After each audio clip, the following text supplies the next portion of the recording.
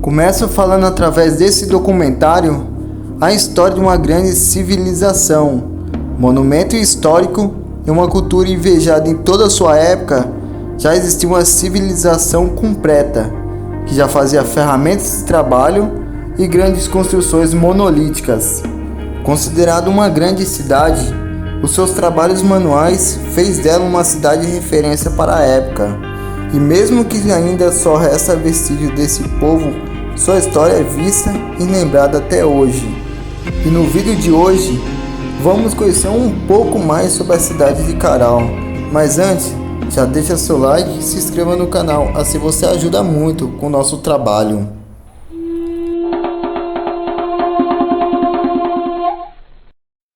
Na mesma época que os habitantes do Antigo Egito construíram suas pirâmides, a população que hoje conhecemos como Peru erguia estruturas gigantes de pedras maciças em Caral, essa grande metrópole que existiu há 4.600 anos atrás. E o resto da cidade foi descoberto em 1905 e só agora teve seu estudo feito por arqueólogos americanos e peruanos. A conclusão do estudo foi surpreendente.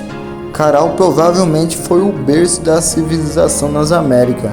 Cientistas do Field Museum em Chicago e da Universidade de North Illinois, ambos nos Estados Unidos, e da Universidade de San Marcos no Peru, publicaram um edital falando que naquele momento todos eles haviam achado um grande achado.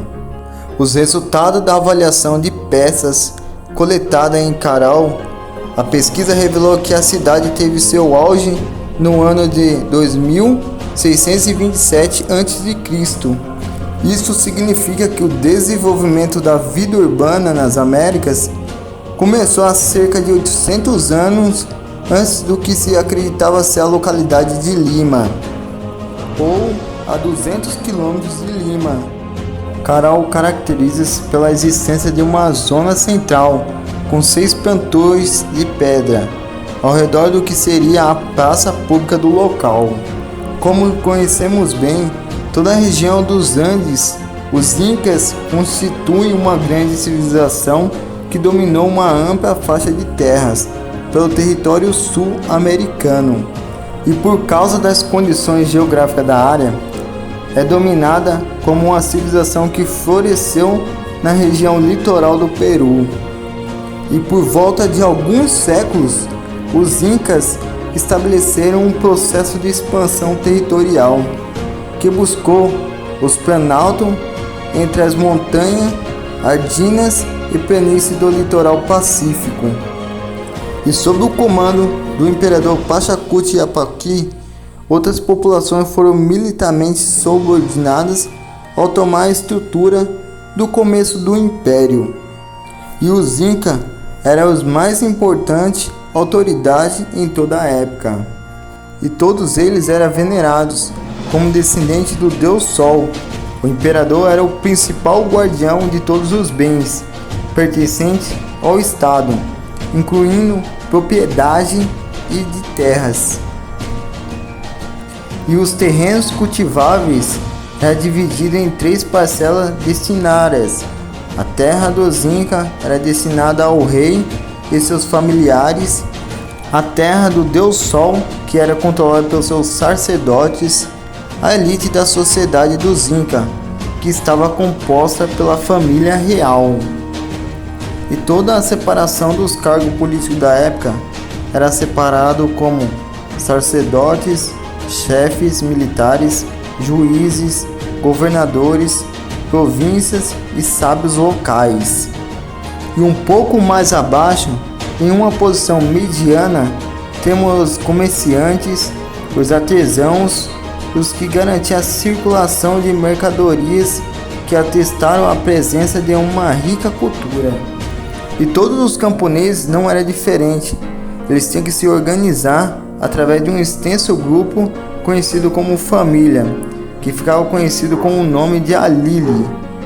Cada família Alili tinha um trabalho agrícola, o serviço voluntário e suas demandas de obras. E todas essas organizadas era feita através de um líder mais velho, chamado de curaca. Geralmente, cada uma dessas unidades era dotada de um grande armazém e de um grande estoque. Nesses lugares, eles colocavam alimento e roupas, utilizando em qualquer eventualidade. E sobre a religião não era diferente. A religiosidade dos Incas era marcada pela adoração de vários elementos da natureza, como o sol, a lua, o raio e a terra. E qualquer valor arrecadado deveria ser retribuído com algum tipo de sacrifício aos deuses, que através dessa oferta expressava a gratidão dos homens. Por esse fato, observamos que os Incas se organizavam em vários rituais, onde o sacrifício com seres humanos era algo bem comum na época. E o império não deixava de crescer para interligar as cidades que integrava todo o império. E o império dos Incas construiu uma série de estradas de pedra, com a intenção de facilitar a comunicação e o deslocamento entre as pessoas. Vale ressaltar que as cidades incas contavam com vários projetos arquitetônicos complexos, que incluía construção de palácios, fortalezas e templos, com dimensões surpreendentes. No século XVI, os incas começaram a sofrer um conflito de ordem interna. Os colonizadores europeus empreitaram um ataque violento no processo de dominação no ano de 1571. O remanescente dessa civilização, ou que sobraram desse povo, foram subordinados após a morte de seu líder Tupac Amaru I, concretizando a existência de Caral como uma grande metrópole, onde outros países também começaram a existir, como a China e a Índia, que também constituíam culturas igualmente desenvolvidas. Suas crenças constituíam uma religião forte, tornando essa consolidação única, e todo o local era separado por área. A área tinha suas divisórias com praças, pátios e santuários. O Santuário do Fogo Sagrado, onde realizava as várias festividades do calendário cerimonial. Com toda essa organização e com toda essa estrutura, as suas atividades foram imprescindíveis na consolidação do seu DNA e na sua cultura. No local se encontra pirâmides no assentamento que data de 5.000 anos, todas datadas de 3.000 anos antes de Cristo aproximadamente. As edificações de tais estruturas exigiam um alto grau de tecnologia e organização social. Para solucionar os problemas da construção e dos elevados custos de materiais e energia, o sítio arqueológico ocupa uma área de cerca de 65 hectares. Estabelecida à margem esquerda do rio Supi, o vale e o rio têm o mesmo nome. No caminho, o rio constitui um canal estreito e fértil, de largura máxima de 1,5 km, abrindo valas ao decorrer do seu curso, e uma série de outros sítios contemporâneos. E o mais importante desses assentamentos, é o sítio arqueológico de Caral. E também no local se encontram outros assentamentos como Luriwazi, Maiuara, Apacoto e Chupacicarro. Todos esses assentamentos eram ligados uns nos outros, fazendo uma civilização única, respeitando as mesmas crenças do local. O povo de Caral era considerado um dos povos mais sábios da época. Baseava-se sua economia na pesca e na agricultura. Essa civilização realizava trocas comerciais de algodão e desidratado com outros povos nos Andes. E na Amazônia não foi diferente.